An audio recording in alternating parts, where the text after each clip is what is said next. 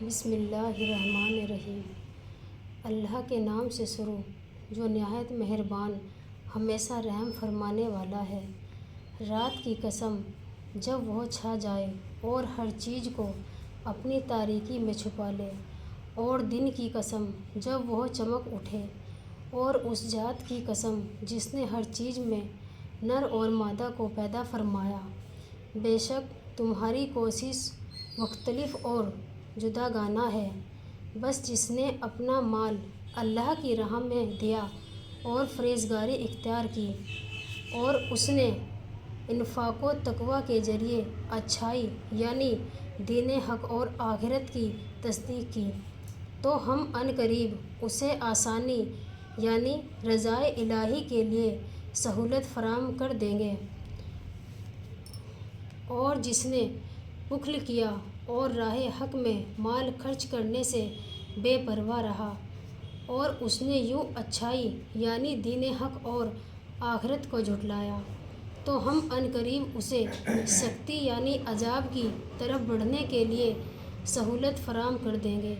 تاکہ وہ تیزی سے مستحق عذاب ٹھہرے، اور اس کا مال اس کے کسی کام نہیں آئے گا جب وہ ہلاکت کے گڑھے میں گرے گا۔ بے شک راہ حق دیکھنا ہمارے ذمے ہے، اور بے شک ہم ہی آخرت اور دنیا کے مالک ہیں۔ سو میں نے تمہیں دوزخ کی آگ سے ڈرا دیا ہے،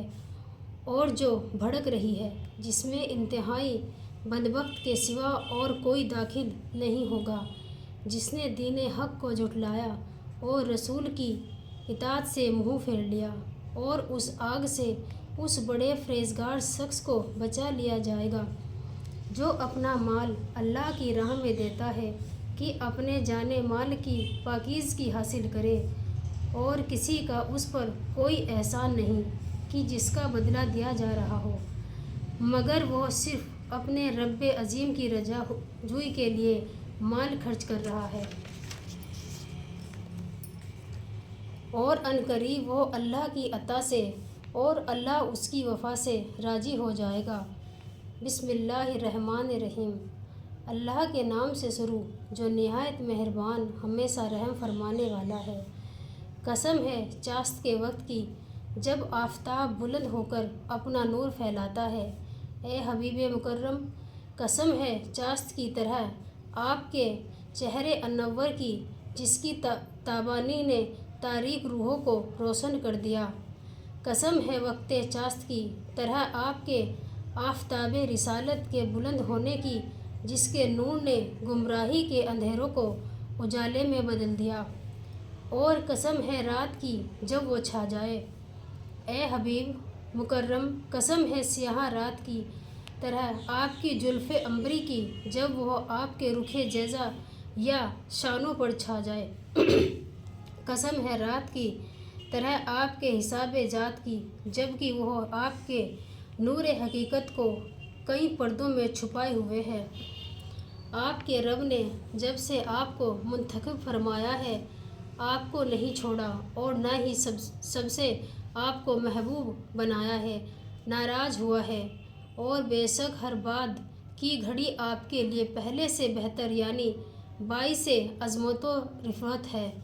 اور آپ کا رب عنقریب آپ کو اتنا کچھ عطا فرمائے گا